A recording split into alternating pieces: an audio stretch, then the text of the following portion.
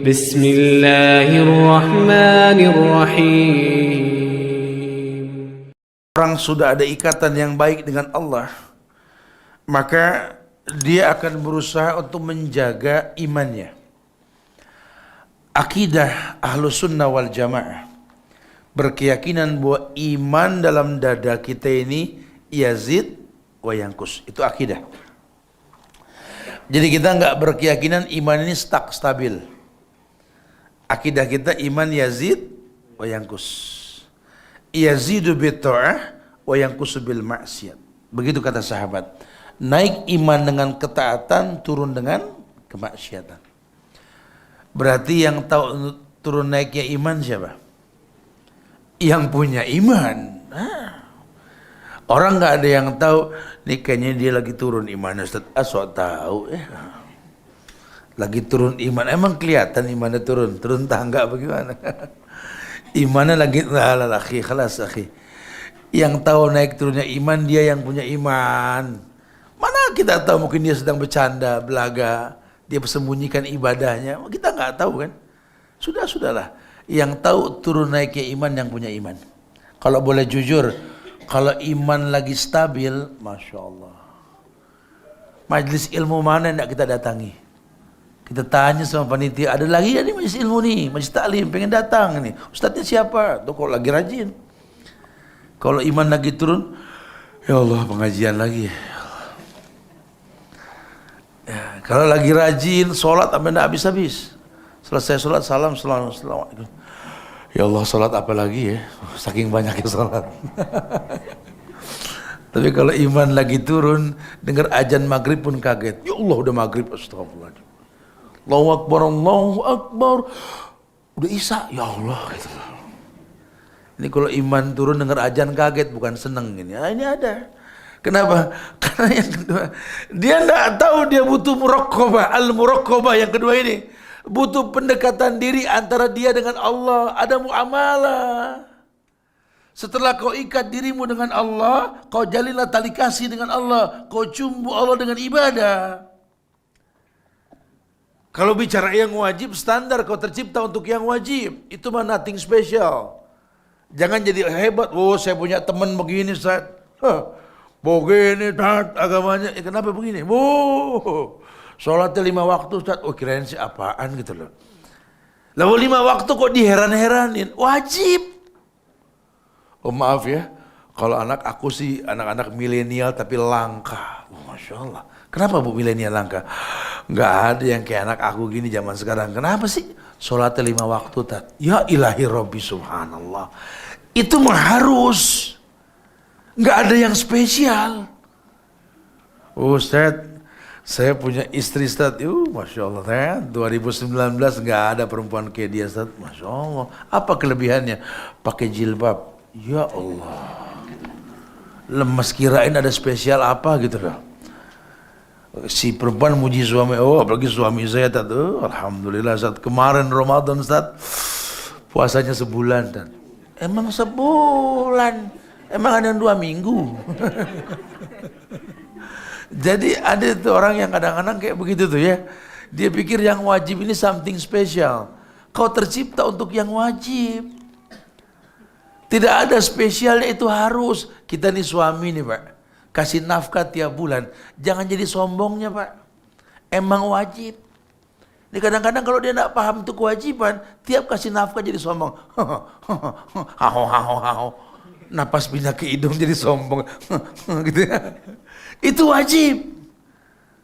Yang wajib itu nothing special. Memang kau tercipta untuk itu. Kau tak lakukan, Allah marah. Tapi justru yang dikatakan cinta Allah datang itu ketika yang sunnah menghiasi yang wajib. Ini muraqabah nih. Ada proses pendekatan. Ya setelah syahadat yang kita kumandangkan, kita pelajari tauhid terus menerus. Setelah sholat yang kita lakukan, toh ada qobliyah, ada ba'diyah, ada qiyamul lail, ada tahajud, ada witir, ada sholat syuruk, ada sholat intizar, ada sholat tahiyatul masjid. Sunnah. La yazalu abdi yataqarrabu ilayya bin nawafil hatta uhibbahu law kuntu ahbabtu kuntu sam'ahu alladhi yasma'u bi wa basarahu alladhi yubsiru bi wa yadahu allati yubtisu biha wa rijlahu allati yamsi biha wa idza sa'alani la utiyannahu wa idza ista'adzani la udhannahu. Tuh yang dibilang. La yazalu abdi, tidaklah hambaku kata Allah. Yataqarrabu ilayya bin nawafil, taqarrub yakni muraqabah. Dia dekati dirinya kepadaku dengan yang sunnah hatta uhibbahu, sampai aku jatuh cinta.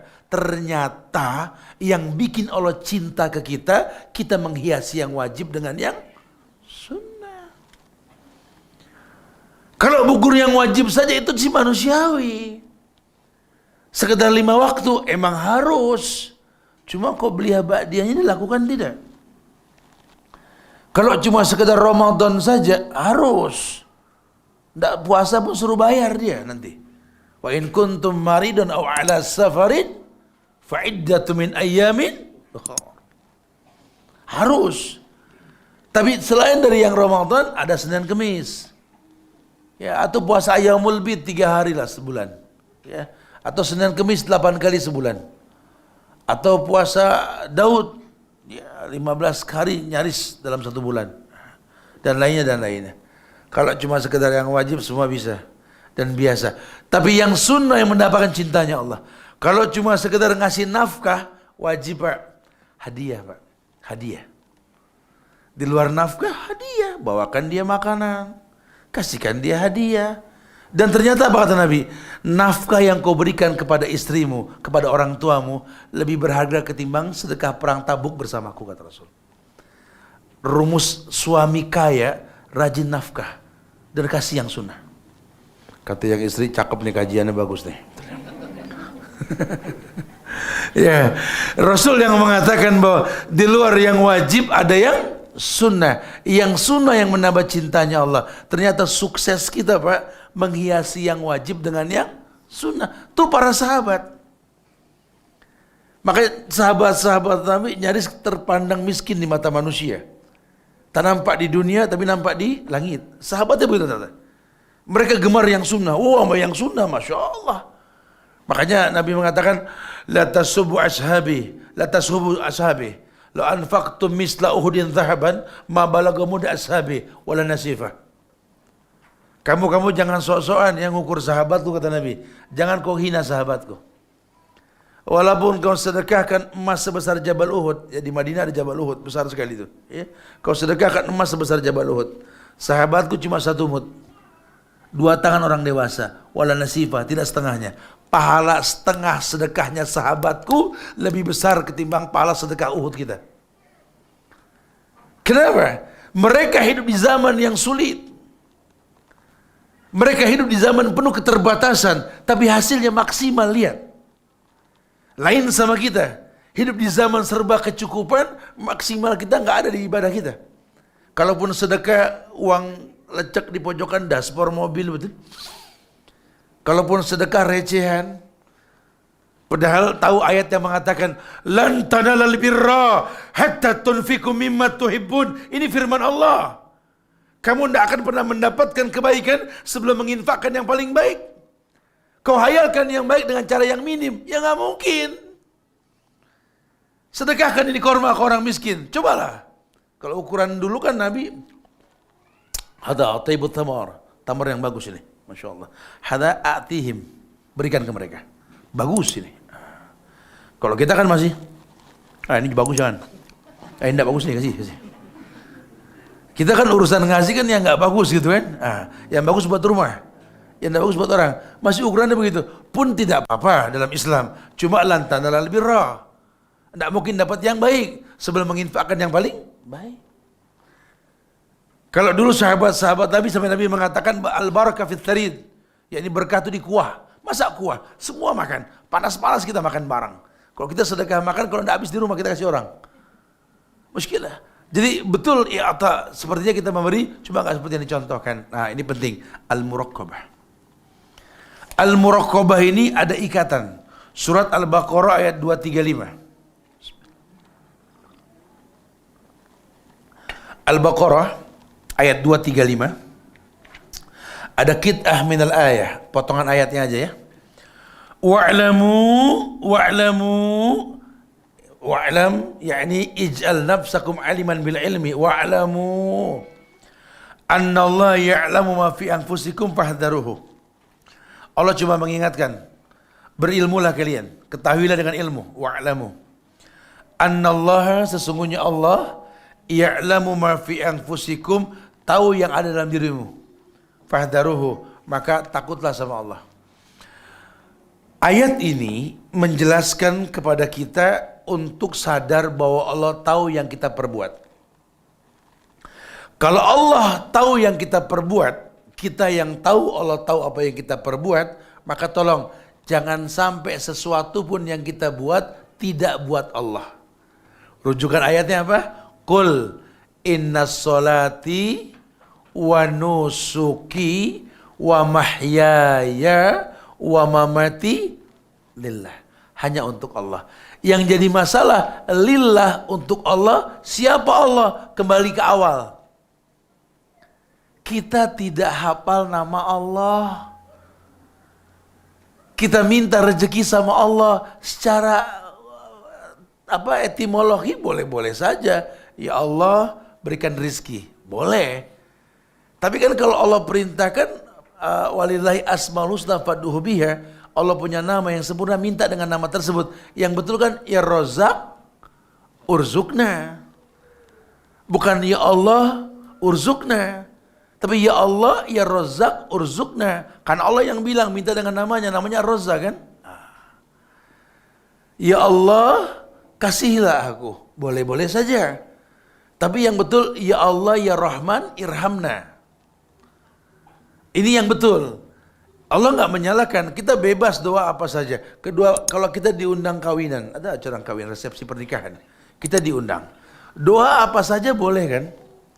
Tapi yang diajarkan Nabi cuma satu kan doanya, apa? Barakallahu lak wa baraka alaik wa jama bainakuma. Doa apa saja boleh, cuma yang dicontohkan barakallahu lak. Bahkan sampai ada orang resepsi pernikahan diundang, dia baca doanya Allahumma barik lana fima razaqtana gitu. Doa mau makan, hadis doi pun dibaca sama dia ya. Diajarkannya barakallahu lak wa baraka alaik wa jama bainakuma fi khairin. Ini contoh, ini syariat. Islam ya hujjah dalil dengan contoh. Masya Allah. Jadi betul-betul kita sholat bebas, baca apa aja bebas. Hikmah dibalik imam melihat makmum itu untuk mengukur makmum. Stawu sufufakum fa inna tasfiyatas sufuf min tamamis shalah. Perintahnya lurus, bukan rapat. Sahabat merapatkan karena lurus, pahamnya rapat. Sehingga ulama enggak menyalahkan kalau orang enggak rapat. Yang penting pundak dengan pundak, bahu dengan bahu. Begitu kan bahasanya. Nah, karena yang dipahami kadang-kadang sama orang wajib rapat. Sehingga sering timbul keributan di masyarakat. Yang dirapatin nyengkat masing-masing. Jadi begitu ya. Padahal lurus rapatkan sob. Sahabat merapatkan. Makanya ijma' sahabat maksum. Kita ikut sahabat merapatkan. Tapi kalau ada yang nggak mau dirapatkan, Malaysia akhi. Khalas. Jangan jadi keributan. Karena hukum asalnya lurus. Bahu dengan bahu. Ya ini pundak dengan pundak. Masya Allah. Lurus rapat. Sambil mengukur makmum kan. Sufufakum fa inna tasfiyatas sufuf min tamamis shalah. Ini yang hadir orang tua ada 6, mu'alaf 7, anak kecil 8, baru tobat 3 gitu loh. Ketika jadi imam, iqra' ma tayassara minal Quran. Baca yang paling gampang dari Al-Quran. Bikin senang jamaah. Waladdallin. Amin. Bacalah juz amma. Bacalah surat-surat pendek yang mereka paham. Sehingga nyaman orang dengar. Islam seperti itu. Dahsyat sekali. Bikin orang senang. Iya, karena Islam itu solusi. Ad-dinu yusrun, yassiru wala tu'assiru, bassiru wala tunaffiru. Permudah manusia, jangan dipersulit, permudah sudah. Ya, Masya Allah, muraqabahnya para sahabat seperti itu. Mereka orang yang berusaha mendekatkan diri kepada Allah dengan cara-cara yang dicontohkan. Tapi ilmu yang dikedepankan. Wa'lamu Annallaha ya'lamu ma fi anfusikum fahdharuhu. Kalau kamu sudah sadar ada ikatan musyaratah yang pertama, maka otomatis kamu sadar Allah, kamu akan merasa diawasi sama Allah.